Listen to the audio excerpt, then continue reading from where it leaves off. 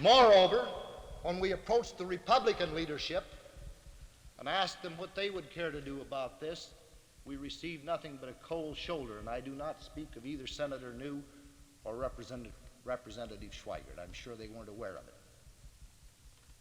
But this is a fact. The effort was made to open this up.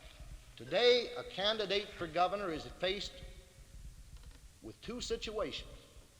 He may freely disclose, and in so doing, in the race for governor, know that he's going to defy a law. I don't care particularly to defy laws or to set this sort of an example, no matter how bad a law it was. Mr. Tapscott says it's a bad law. He was the only one of these 5 men who was in the General Assembly who might have changed it this last session, if it was that bad. The other choice is to contain yourself to $17,500 for the primary election and then for the general election if you're successful in the primary.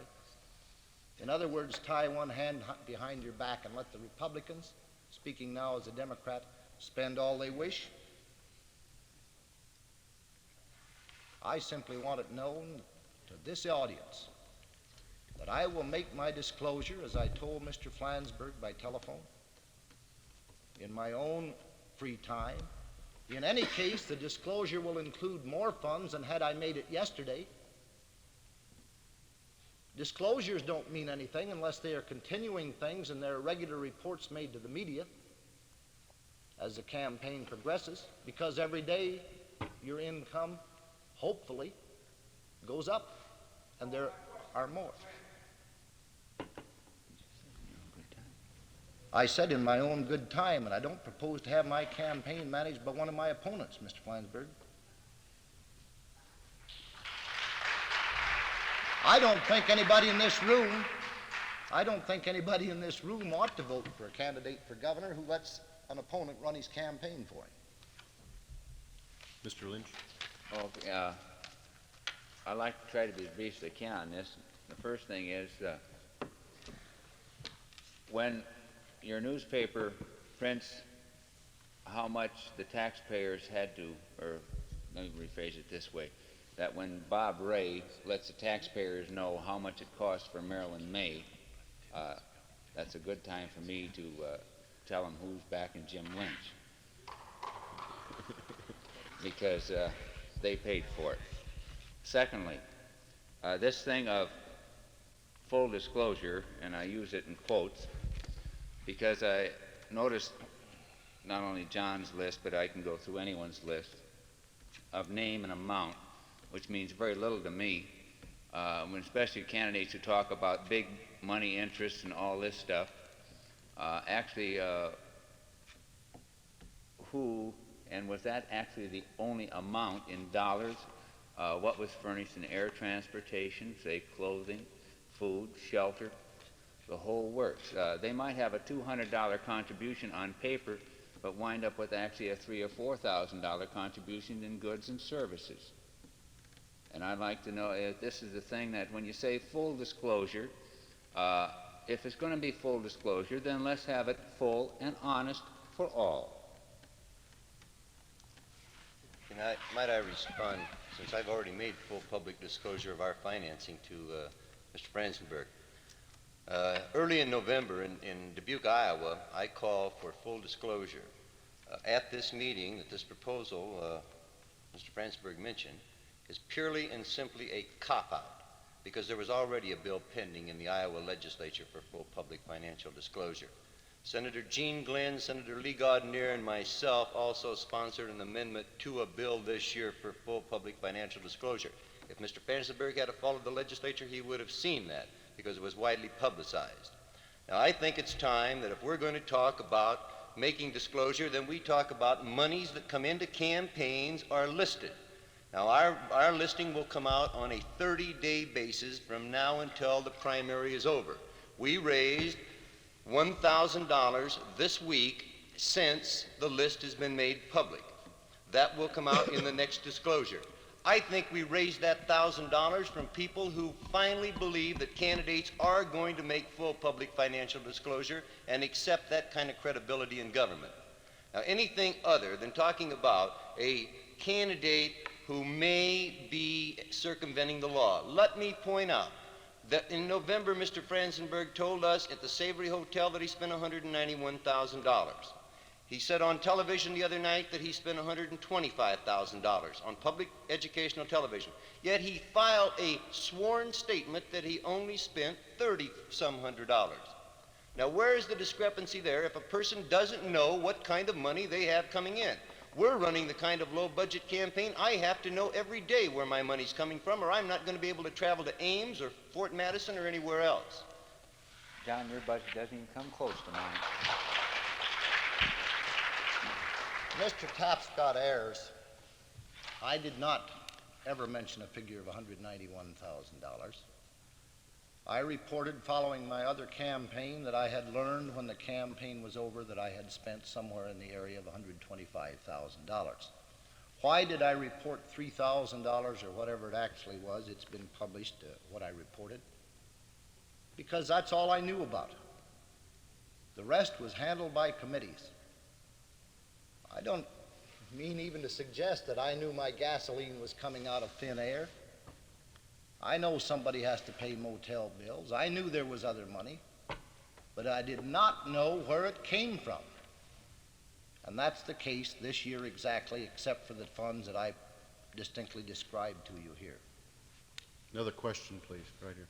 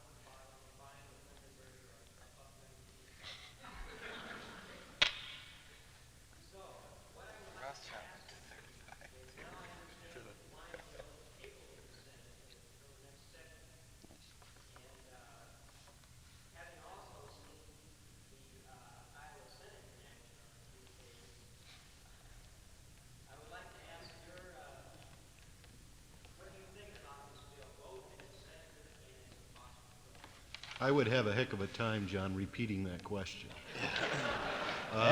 Deals with what Senator Tapscott feels with respect to extending wine sales to grocery stores. Being more of a Spinata drinker than a Thunderbird drinker, falling in between, I, first of all, would support the bill.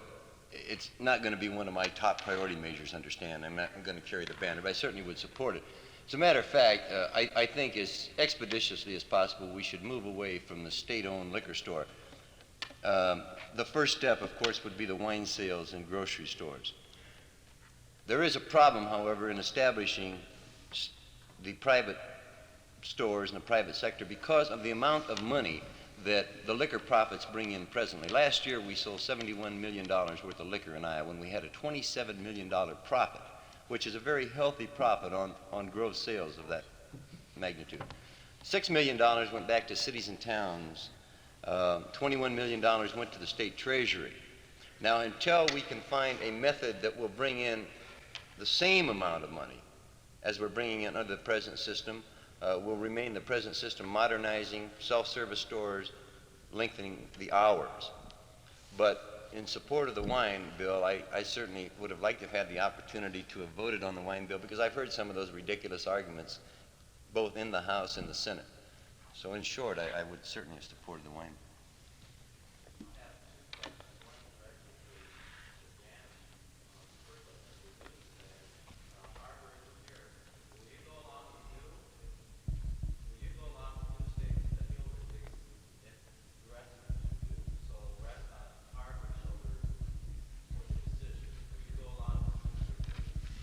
What was it The that you question wanted me to- addressed to Bill Gannon is, will he agree to go along with Senator New's disclosure proposal as As I outlined recall, previously? Senator News stated that he would be willing to state the total amount that is spent in his campaign. I've always done that.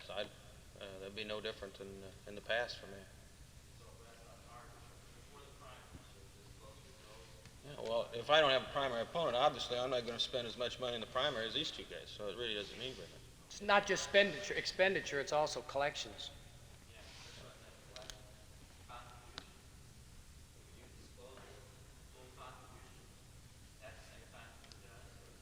Yeah, but be aware, he said he would disclose the total amount of his contribution. Yeah. But that, yeah.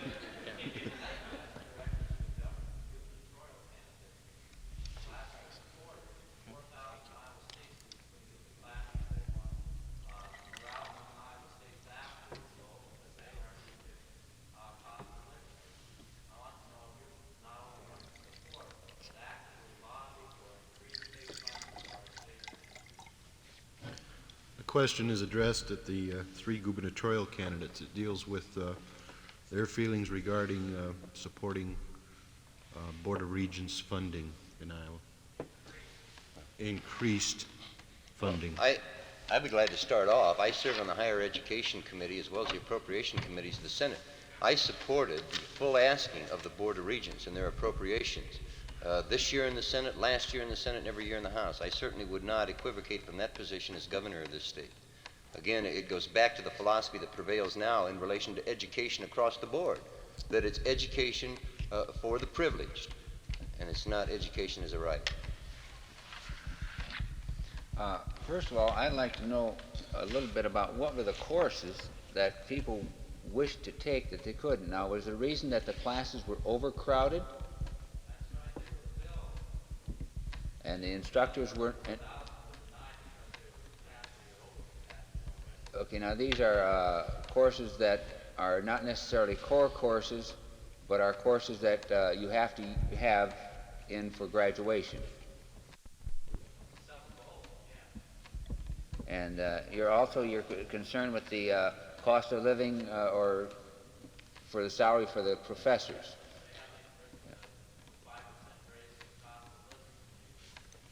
Okay.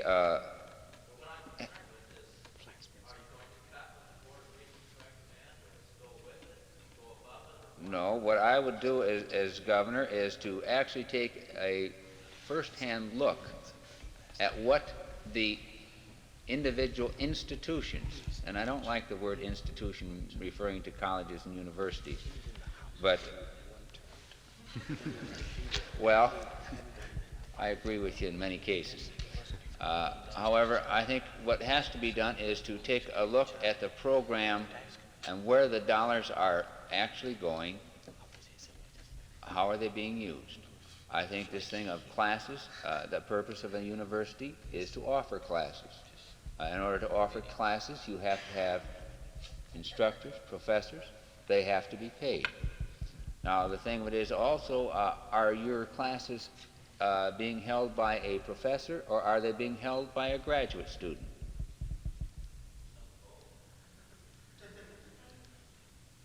Okay.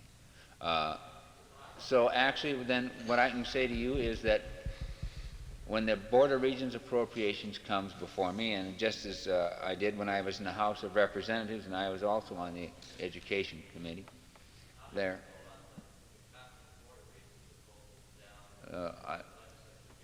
how did I? Well, this was back in '65. Don't blame me for that. I would support actual good education.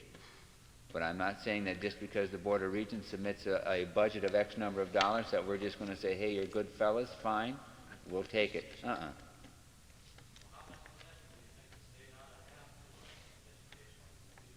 Well, okay.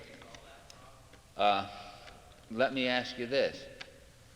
Where do you think the most unemployment is in the United States today? That's right.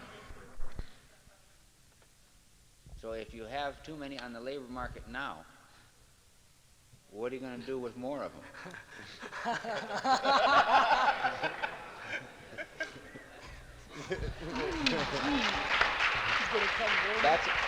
I'll tell you, that's a darn good idea. And it's not as silly as you think.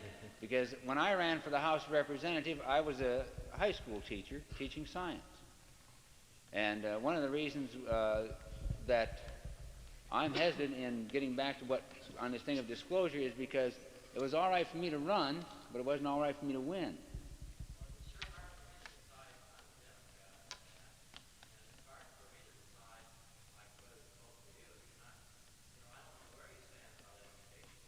Well, I'll tell you, I'm a former...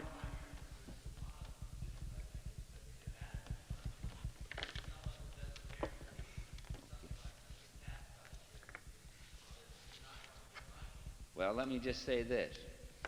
Anyone running for office who can guarantee you anything, fella, you've been sold a bill of goods. Because the legislature is the one who votes the appropriations, not the governor. Yeah, I've seen a lot of those recommendations. Matter of fact, I voted on some of them. But you see, the whole thing is, the administrative branch of government is on the first floor, the legislative is on the second. Let's try to move on and pick up Mr. Franzenberg. Well, I think the whole picture of higher education needs a total reexamination, and I think the fact that your faculty people did not receive cost of living wage increases is a sad state of affair. Now, in reference to those students not being able precisely to get the courses, did you name some 4,000? That's about a fifth of your population here at Iowa State, right? All right, and how many courses did each of them not get? Well, you should know, because are we talking about 4,000 people each missing one course or each missing two courses that they wanted? What are we talking about? You see, 4,000 courses that 4,000 students could not get into.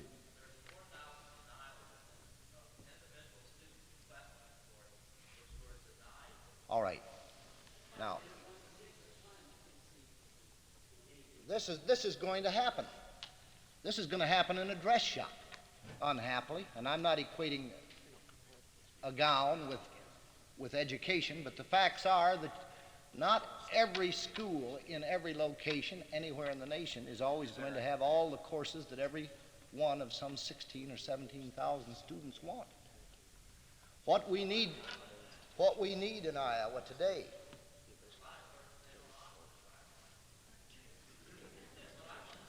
can you find them anywhere in the nation?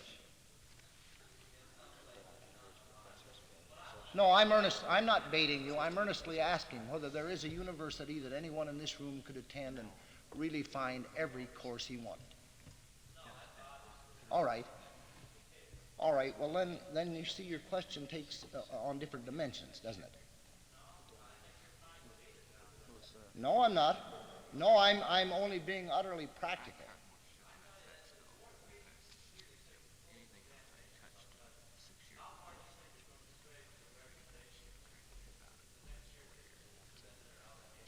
think it's going to depend a good bit on our revenue and how we're able to bring it in, what the economic conditions are. We're already in a deficit condition in the state of Iowa as of the last biennium, and I think it's worse now. And it's pretty hard to raise salaries with deficits. But I do think this, and this is a shot now, it's not a cheap one, that when Governor Ray was told 4 and 5 times by the president of the universities and by the Board of Regents that if they did not, in the session before last, receive X number of dollars in appropriations, they'd have to raise tuitions, and they did not receive the appropriations, and they did raise the tuitions just as they told him he'd have to. And then he took off on them in the press for raising tuition when he knew very well it was going to happen. I think that's shifting the burden. Now, I'll tell you what, if I'm elected your governor, I'll take the burden. But I'm not going to hold out any stars in front of you if there isn't the dough to pay for this. We've got to be practical. Now, if we're going to retain the kind of faculties we want at our 3 universities and our other schools, and incidentally, there's not a college in the state today that isn't receiving state aid in one form or another, so they're all deeply involved. If we cannot take measures to keep the good faculty people in Iowa, then the thing is going to sink and decline, and I will, as governor, do everything I can to avoid that condition. But to promise you and those other 3,999 students that they're going to receive every single course they want, I will not do. Perhaps you could pursue this afterwards at one of the I'd be informal glad to talk about receptions. I'm sorry there are other people here who have questions, and I'd like to have them have an opportunity to do this. Okay? Yes.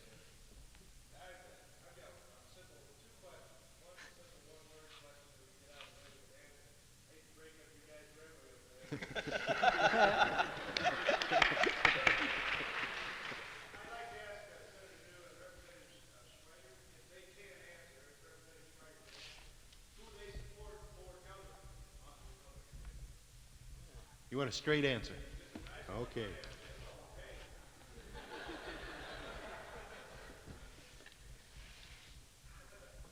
Well, well, that's the word.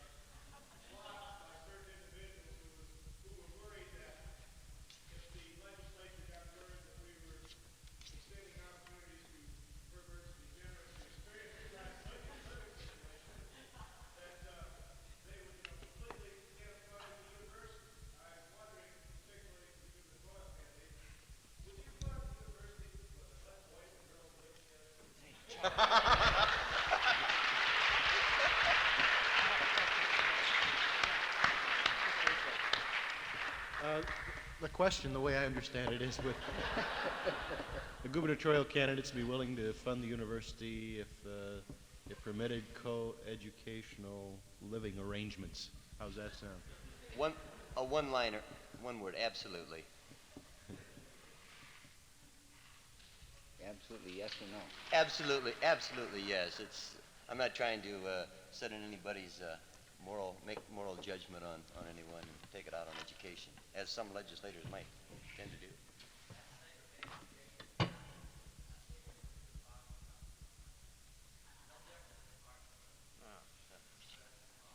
I've been in some throughout the state, so I'm not shaken by it.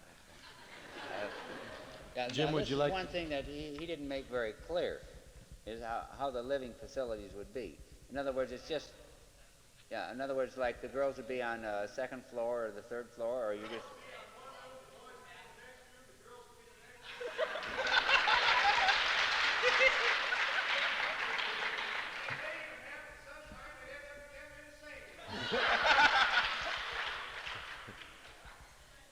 Now, would I fund this as governor? Is this your question? Okay, I'll tell you, very honestly, I'd have to take a darn good, long thought on it.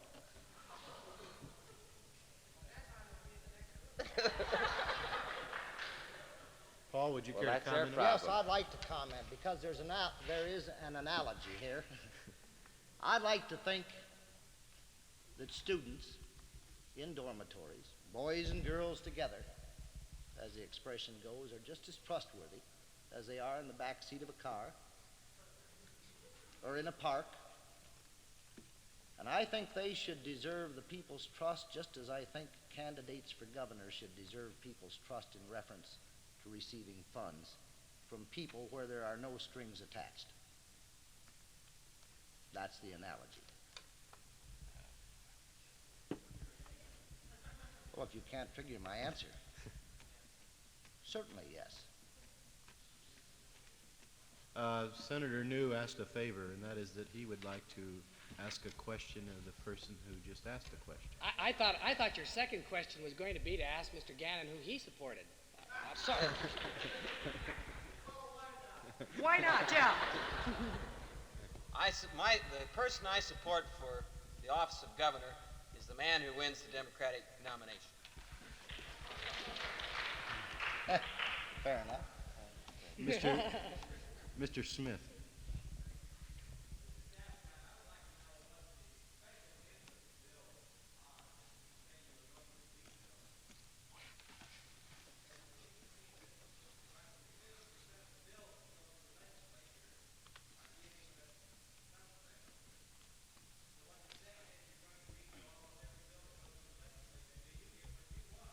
Are you putting words in my mouth? Are you going to allow me to answer the question?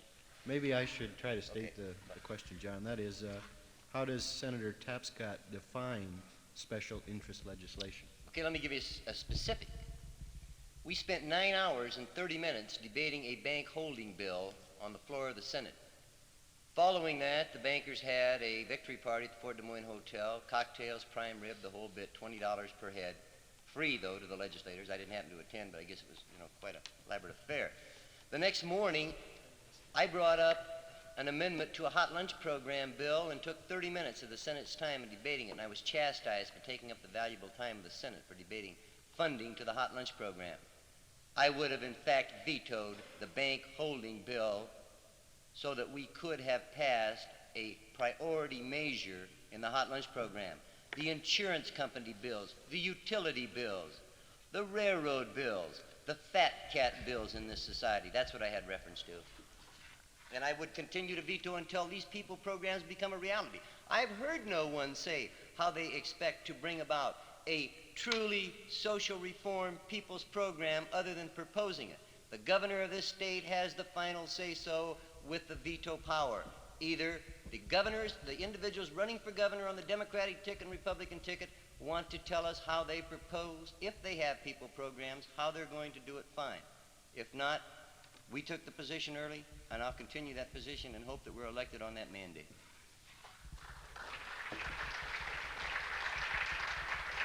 Professor Wessel.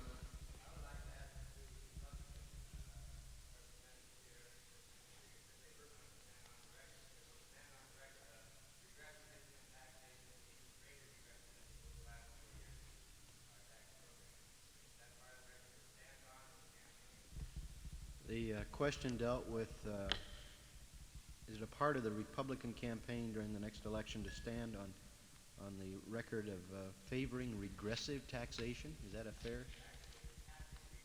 Passing, not only favoring, but passing regressive taxation.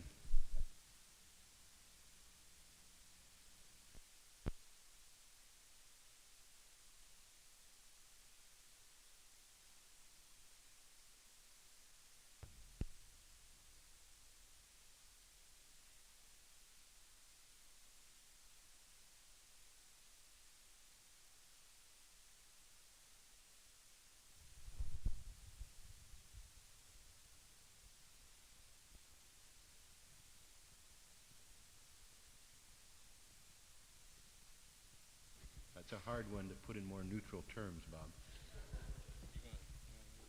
Go ahead. My point, are you asking us both that, even though we both didn't say it? I would. Okay, We? Well, I just wanted to be sure what I was being accused of. I think, although you may define the tax bill that was sponsored by the governor and passed by the, or favored by the governor and passed by the legislature as somewhat regressive. It was more progressive than what we previously had. The Iowa legislature, with the majority leadership, did try to reform the property tax exemptions that exist. They avoided a sales tax, which was pushed by Lieutenant Governor. I think the record is pretty clear that the tax bill, as it was passed, was more progressive than what we previously had. I, as an individual, voted against the bill. Well, About anything we pass, you're not going to like. I think that's fairly true. Now you know as well as I do that progressivity or regressivity, whatever way you want to put it, is a relative thing. You can have something incredibly progressive, or you can have it very regressive. I don't in any way question your statement. Our state tax structure is extremely regressive. We're forced to rely in large part upon a property tax, which everybody recognizes is regressive, and yet there is a certain portion of the cost of government that property should bear because it does benefit. The argument is how much. Secondly, the sales tax, I admit, that tends to be regressive too. And I can't deny it. And yet you know as well as I do that all states are relying to a rather substantial degree on the sales tax and on the property tax, in part being forced into it because of federal income tax rates. I'm not saying that we couldn't raise our income tax rates even higher and make them more progressive by adding on the top brackets on top and make them more progressive. But I still think that in terms of what the alternatives were that were open to the legislature, considering the makeup, that we did go to the income tax. Now, if we'd gone to the sales tax, you would have thrown your hands up, but when we did go to the income tax and did add some brackets on the top, you still give us hell. Now, I don't think it was all that bad. It could have been more progressive, but it could have been a heck of a lot more regressive. I don't think that part's all that bad. In 1967, you'll remember when we raised the sales tax too, and there were two parties. And I didn't hear a lot of crying from either party about the tax among the legislators and the governor about the tax package that time. We hung together. And I didn't hear you attack us at that time for passing a regressive tax, and the overall tax package that time was more regressive than was this one in 1971. I wouldn't attribute partisanship to you. I know that wouldn't be becoming. But nevertheless, it just smacked a little bit of it right there. No. Representative Schwiger? well, I think I stated, and I concur with what Art has said. The alternatives were not, we could have been worse off than what we are now as far as the progressive tax that we did adopt. There was consideration given to a progressive Illinois plan. I thought looked very attractive, and hopefully, if the revenue sources have to be increased next year, that the legislature will, again, it'll be made up entirely different than it has been the last 2 years, perhaps, but will again look at that and move in that direction. We are moving to more progressive taxation in the state. And when you compare Iowa to the other states, and all the states have regressive tax structures, the overall. When you look at the percent of income, of different levels of income, how they're being taxed. In other words, the people below, say, 6,000 pay a larger percent of their total income out than the people with incomes above 20,000. We know that. And it's true in virtually every state. And Iowa's probably about average. And it doesn't seem to make much difference which party controls the government of that state. They still have regressive tax structures. So I don't think you can really say that that's just the fault of the Republicans, as you love to imply. Another question.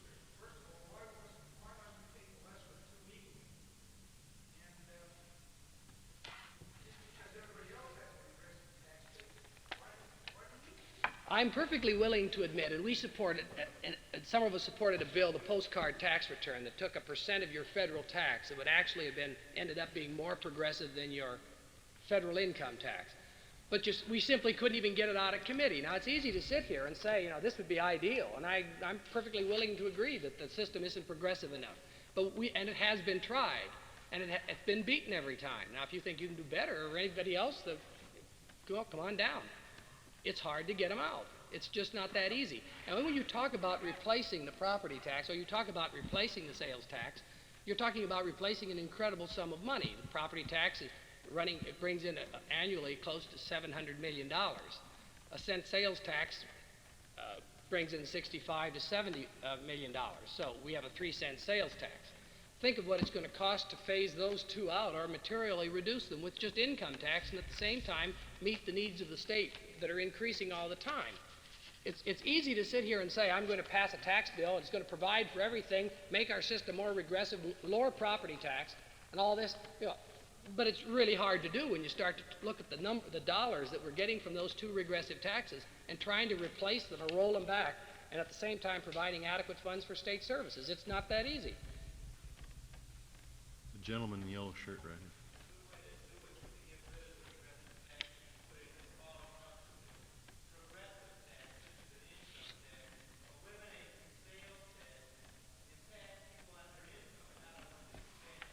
All right. Yep. It's easy, as again, it goes back to the same point. You can do it, I've seen 2 polls taken in the state of Iowa. Which tax do you prefer, the income tax or the sales tax? And roughly 80% on both polls said they preferred the sales tax. And this was true with those people that were most hardly affected or pay harder with a sales tax, low income.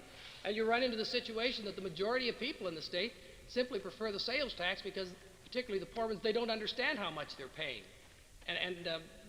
They'll get more angry with us when we raise the sales tax than when we raise the income tax. And may I respond to that? Until we eliminate the big moneyed special interests who have the influence over the executive and legislative branch of government, nothing's going to change. Until we get a 3-factor corporate formula that will bring in $30 million of new revenue, until we move to a bill similar to the Flexible Illinois Plan that we introduced last session that would have brought in $70 million in new revenue, of which 70% comes from the $15,000 and above income levels. Nothing is going to change until the Iowa Association of Manufacturers and those other special interest groups who are representing the big moneyed interest, are driven out, the money changers out of the temple. Nothing's going to change because we're going to continue putting the burden on the little person in this state. It's ironic that the individuals, it's never mentioned, that the individuals making $12,000 a year and less are paying 15% of their income in some form of taxes in the state. Individuals making $22,000 and above are paying 6%.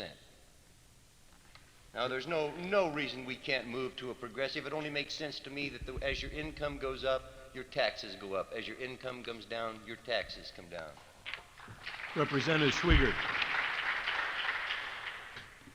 Well, I might respond in part to a number of these questions. Another plan that has had serious consideration has been a percent of federal.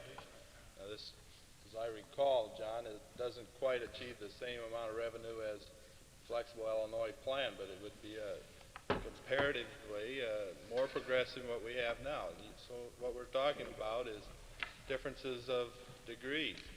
I think it'd be interesting for me to pass on to you what a personal experience when we were debating tax bill in the legislature. One of my constituents, who I noticed his name on a plaque outside the building here, contributed for this building, had written me complaining about raising taxes, owned 7 corporations in the state of Iowa, and he threatened to merge his corporations into a national corporation on New York Stock Exchange, move the floor, and take his income in Florida where there's no income tax. The implication there is, what are you doing to your business climate in the state if you tax beyond a certain limit? Now, where that limit is, I don't know. But I think all legislators should be cautious in what they're doing to the business climate, driving business from the state. Mr. Lynch. Yes, everyone seems to be banding around the idea that, we got tax ideas. The thing of it is, to me, and I say this after 5 years from inside the Department of Revenue, there is no one single equitable tax, because the basic philosophy of taxation is to take from those who have to pay from those who haven't. That's rather Christian, but it's not very equitable. The idea that I come up with is that in a tax reform, you take the total taxing system. And there are basically 2 places, whether you be in business or an individual, where you can tax, where you make the money or where you spend it. The idea is to come up with a taxing system that balances one off against the other. because of this thing, and I personally kind of get a chuckle every time someone mentions income tax as the tax. Take a look at some of the biggest loopholes in taxation, and you'll find them in income tax. This is why I am proposing a type of what I refer to as a subsistence level gross income tax. The idea to do away with your on-paper losses, but in-pocket profits, and balance this off with what I term a transaction tax, which is a uniform sales and service tax with no exemptions. The idea being that everyone will carry some part of state government and local government and all governments. But if your income is not above your subsistence level, you will not pay income tax. The idea is I used to equate this with a teeter-totter. The taxing system teeter-totter. The idea is to get it balanced. And one tax isn't going to do it. It's got to be the total taxing system. Mr. Franzenberg. Well, I stated at a general news conference March 28th the directions I want to go by in my campaign and the principles within which I will remain, and one is that property tax must be relieved. The elderly, the poor, the middle class, and the lower middle class are distinctly and by all statistics carrying the load in this area. I want to give an example of some of the crazy things that can happen even within the property tax. I have a hardware merchant friend, acquaintance, in a county seat town in this state who does about $500,000 worth of business a year, and the tax on his inventory is $2,078 in this particular town and county. Down the street from him is a catalog store representing one of the national firms. They have a few rolls of carpet, a few refrigerators in stock, and that's all, and they fall within the $2,700 exemption. So they pay no inventory tax, and they do half again, almost literally half again, as much business. In the same town is a tire merchant who does a great business, apparently, because he carries an inventory of from $50,000 to $100,000, and this varies, but on December 30th or 31st, he loads his tires in a semi, or two semis as necessary, carries them into the next county, thus causing them to be goods in transit, brings them back January 2nd, and has very neatly avoided the inventory tax. The reason the hardware merchant objects to that just a little is because he has 42,000 items, and it's a little hard to load them into a semi and take them away and bring them back even if he wanted to. Now, one thing else we cannot do, and that is increase the sales tax.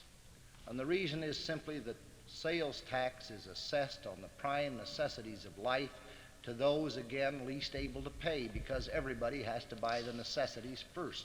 They have no choice, the poor, the elderly, the lower middle class, and even the middle class.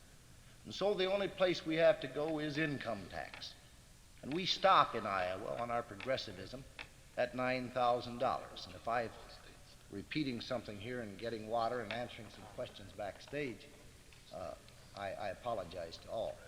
We stop at $9,000 net taxable income. There's no progressivism in the rate after that. And we must reach above that and pattern our Iowa progressivism on the federal. And then there's one other thing we must do. Some of you gentlemen, someone from the audience can correct me, but I think there were 6 people in the state in 1970 who earned over $150,000, paid no tax at all to the state of Iowa, no income tax at all. And certainly, a bill can be devised and a law can be passed which will place a tax, an income tax of some nature, on that kind of income regardless of exemptions. Obviously, we can do that if we choose to do it, and we're going to have to do it, because this is the only place we can get the money for the operation of this state, with the exception of one other, and that is the corporations. And I'm not out to just toss corporations aside and make them pay up to their necks. That isn't my point at all, but the corporation tax is not even fair among corporations. Many people do not realize that corporations in Iowa do not pay tax on profits made on sales made outside the state of Iowa. And thus, a corporation in Iowa can make $1 million net profit, but if they do 90% of their business outside the state, they're only going to pay tax on $100,000. And that's a little ridiculous. And the next time somebody from the Development Commission, for example, on which I served for a year and a half, says to me, well, we need this to attract corporations into our state, then I have to answer, listen, I've seen all the charts, I've seen all the surveys, and you know as well as I do that taxes are about 5th, 6th, or 7th down the list in consideration as to why a corporation locates anywhere. And that brings me back really to your question. You know, one of the principal things that corporations are looking for is not only a good supply of labor, but a well-educated supply of labor, which is why we must maintain our higher education facilities, our elementary and secondary education facilities. This, along with transportation and good living, is what attracts businesses to the state of Iowa, not tax incentives. We don't have to offer that anymore. We never did have to. I'm going to entertain one more question. The hour is growing late right here.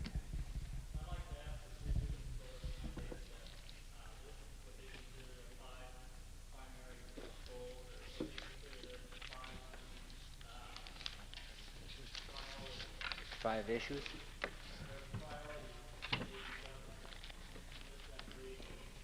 As far as the gubernatorial candidates are concerned, what do they regard as their top priorities in terms of legislative program? I would guess is what you're talking. Well, let's start down with Senator Okay, Costello. first of all, I've said from the outset of this campaign that my number one priority, because I've heard politicians for years reel off priorities, my number one priority is to meet the basic humanitarian need of those individuals on public assistance, raising the grant from 81% of need based on 1969 standard of living to 100% of need based on a present-day standard of living. On beyond that encompasses, of course, the tax reform that's going to be necessary to fund the entire social reform program that I have reference to, basing our ability to pay on a progressive income tax, a penal reform, a comprehensive penal reform that encompasses, of course, the treatment of individuals who are incarcerated at the present time and should not be for victimless crimes. The abolishment, this would also encompass the abolishment of victimless crimes. That we adequately fund the civil rights programs in this state so that our black and our brown and our red brothers and sisters in this society are afforded the same opportunities as we are. Education, that education no longer, as I mentioned earlier, is a privilege as it is now philosophically, but it becomes a right. And that again goes through adequate financing as far as taxes are concerned in this state. And of course, in the area, there's, when you talk about priorities, there's many, many other priorities in ecology and environment that no longer become a slogan, become a reality by funding the Environmental Preservation Commission that encompasses the Water Pollution Control, the Air Pollution Control Commission, and Chemical Technology Review Boards. And we adequately fund that so we carry out the intent of the law, not just pass the law and then let the law become stagnant. Mr. Lynch. Okay, I think, first of all, and primarily, like I said before, actual and honest tax reform, and this is the key. The idea is to, through tax reform, this is where you actually are able to finance all of your other programs. Now, how do we get this done? And it's difficult, and I'll be very candid with you. Anyone running for office who promises you that he's going to lower your taxes or do away with yours, he's not going to do it. There's a good old saying that necessity is the motherhood of invention. And in reference to taxes, I think that time is here, and I think we all hear Mother calling. That something has to be done, but it will not be done, irregardless of what any candidate tells you, until you, as a taxpayer, and that's why I called you taxpayers tonight, demand it to be done. And it is through actual and honest tax reform you will accomplish this thing of improvement of education, this thing of actual honesty in government, this thing of more jobs. The idea of more jobs, like I say, is that you have people coming home with a paycheck. This thing of taking care of our senior citizens, because there's a lot of senior citizens that should not be in rest homes. They should be at home, period. These basically are 5 priorities to me, but the first one is the one that encompasses all of them, because it comes first. Without it, you go nowhere. You're just treading water, and you're going to stay right where you're at right now. Mr. Franzenberg. I repeat as my 2 priorities, upon which I feel all else it must be hinged. Those that I offered when I made my announcement October 14th of last year, and upon which I placed emphasis again March 28th. 1, complete and total tax reform. Because we will never have social reform until we have tax reform. We will never get the state treasury in condition, in proper condition, to meet the vast area of human needs until we get the dollars on hand with which to meet those needs. It's just like not having a quarter when you need a loaf of bread. It's just that simple. So that comes first in order that we can meet the vast area of human needs. The second is this.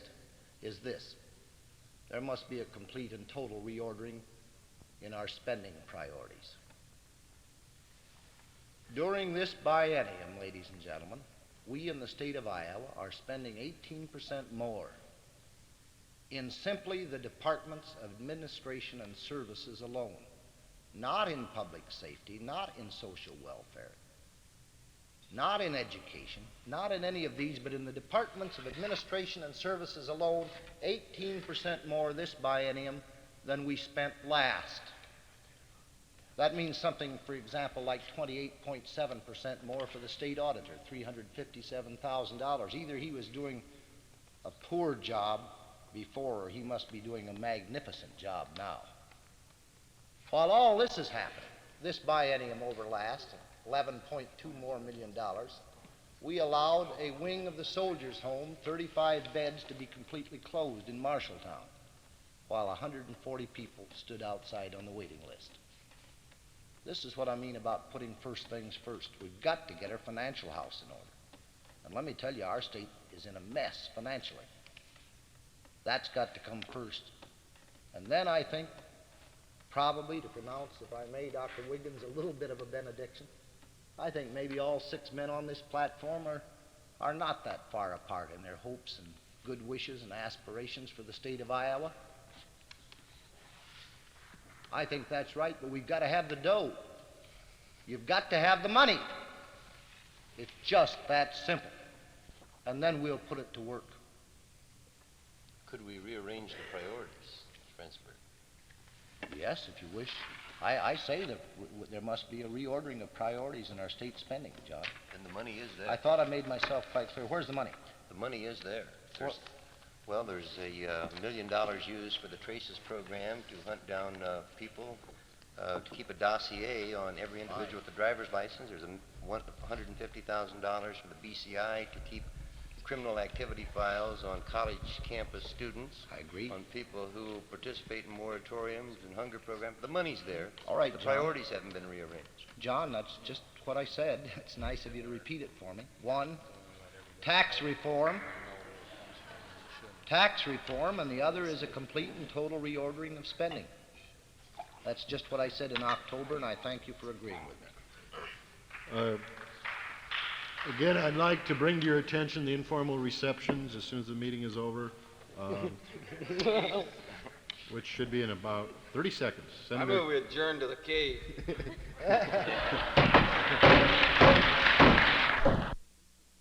The preceding special program was recorded in C.Y. Stevens Auditorium during Greek Week here at Iowa State University. The Candidates Forum was moderated by Associate Professor of Political Science here at Iowa State, Dr. Charles Wiggins, and members of the panel included William Gannon, candidate for the Democratic nomination for Lieutenant Governor, Senator Arthur New of Carroll, candidate for the Republican nomination for Lieutenant Governor, and Representative Bart Schwieger of Waterloo, who was representing William Harbor, a Republican candidate for Lieutenant Governor. The other panel members were Democratic candidates for the gubernatorial nomination, and they were Paul Franzenberg of Ames, Senator John Tapscott of Des Moines, and James Lynch of Redfield. The Republican candidates for the gubernatorial nomination, the incumbents, Governor Robert Ray and Lieutenant Governor Roger Jepsen, had previous commitments and could not attend the candidates' forum.